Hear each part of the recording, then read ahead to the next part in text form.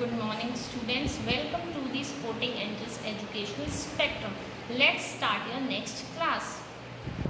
So next chapter is Crusoe builds a home. ये जो extract है ये रॉबिन्सन क्रूजो के नॉवल में से लिया गया है और डैनियल डिफो ने लिखा है. Robinson Crusoe is a sailor who is shipwrecked on an island. जो रॉबिन्सन क्रूजो है वो एक सेलर हैं और जो एक आइलैंड पे फंस गए थे. I began to think of making myself a safe place to live. I had not seen any other man or any wild animal, but that did not mean that there were none around. तो वो जिस island पे फंसे थे तो उन्होंने सोचा कि मैं यहाँ पर अपने लिए एक सेफ प्लेस रहने के लिए बनाता हूँ. I had not seen any other man. उनको वहाँ पर ना तो कोई इंसान दिख रहा था ना ही कोई वाइल्ड एनिमल दिख रहा था, लेकिन इसका मतलब ये नहीं है कि वहाँ पर उनके आसपास कोई नहीं है. I knew that I must live near fresh water. I must build a house that would keep out the rain and the heat of the sun. It must be strong enough to keep out wild animals. It should be on a high place so that I could watch for ships.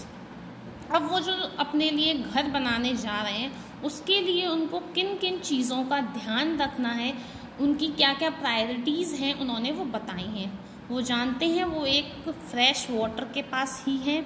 I must उनको एक ऐसा house बनाना है जो rain से भी उनको बचाए और सन की हीट से भी.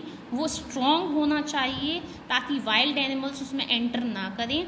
It should be on high place. वो एक ऊंची जगह पर होना चाहिए जहाँ से वो शिप्स को देख सकें.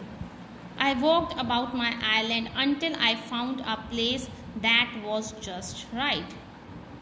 वो उस आइलैंड की तरफ और बढ़े और उन्होंने वहाँ पर देखा एक जगह मिली जो बिल्कुल ठीक थी, जो उनकी रिक्वायरमेंट थी एक घर को बनाने के लिए. वो जगह उस घर के लिए बिल्कुल ही अप्रोप्रिएट थी. It was on the north side of a hill, a little flat place covered with grass. अब जो उस जगह की डायरेक्शन है वो है नॉर्थ साइड, हिल के नॉर्थ साइड में जो एक लिटिल फ्लैट प्लेस है, बिल्कुल समतल ज़मीन है और जो ग्रास से कवर्ड है.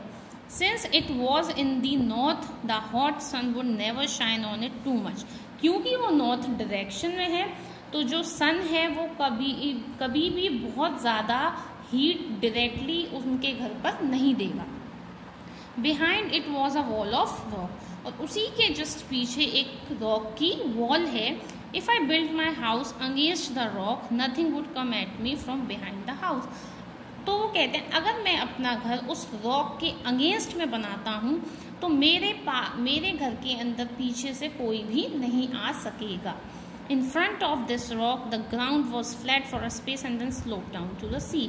और जो उसका जो फ्रंट है वो बिल्कुल फ्लैट है, फ्लैट स्पेस है और उसके बाद एक स्लोप है, ढलान है सी की तरफ जाने के लिए.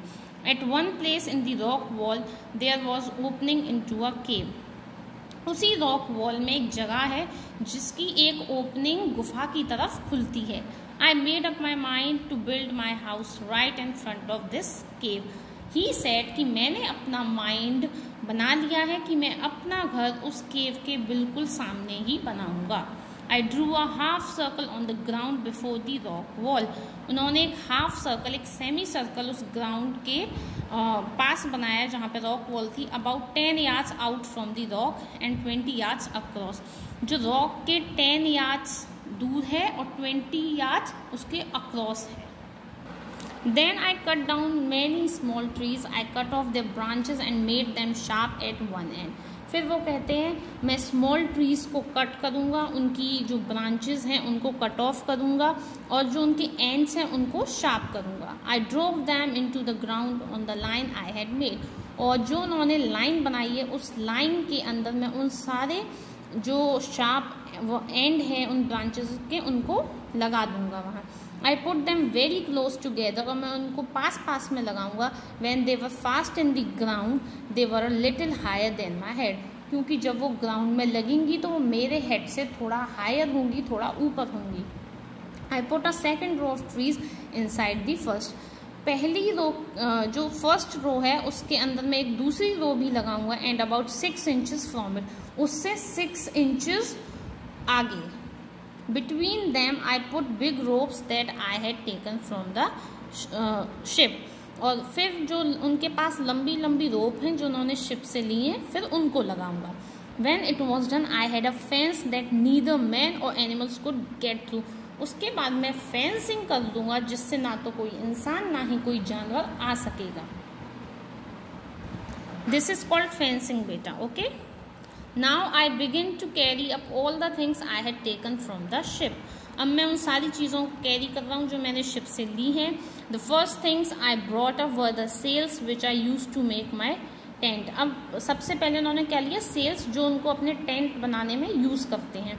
At that time of the year it rained very hard and very often, और वो जो वक्त है उस वक्त पे जो रेन होती है वो काफ़ी हैवी होती है और अक्सर होती ही रहती है। I made a small tent, मैंने एक छोटा टेंट बनाया, and then a larger one over it, और उसी के ऊपर एक मैंने बड़ा फेंस बनाया। No rain at all could get in, किसी भी तरीके की रेन उसके अंदर आ ही नहीं सकती। In this tent I put my bed and everything which the rain would have hurt, उस टेंट के अंदर मैंने अपना बेड भी रख लिया और वो सब कुछ रख लिया जिसकी वजह से रेन की वजह से जिससे मेरी किसी भी चीज़ का नुकसान ना हो।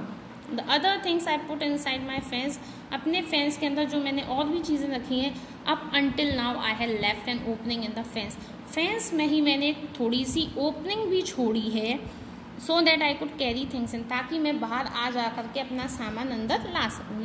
Now I close the opening, और अब मैंने वो ओपनिंग बंद कर दी। आई वॉज सेफ, मैं सुरक्षित हूँ। I made a small ladder, मैंने एक छोटी सीढ़ी बनाई है। I would climb up the ladder to the top of my fence, ताकि मैं उस लैडर को लगा के फेंस के ऊपर देख सकूँ, खड़ा हो सकूँ रोप्स पे, और then I would pull the ladder up and put it down on the inside, ताकि जब मैं उस लैडर को पुल करूँ तो सारा कुछ अंदर हो जाए। When I had climbed down on the inside, I would take the ladder down after. जैसे ही मैं नीचे अपने उस टेंट के अंदर आऊँगा वैसे ही मैं उस लैडर को रख दूँगा बंद करके। Thank you.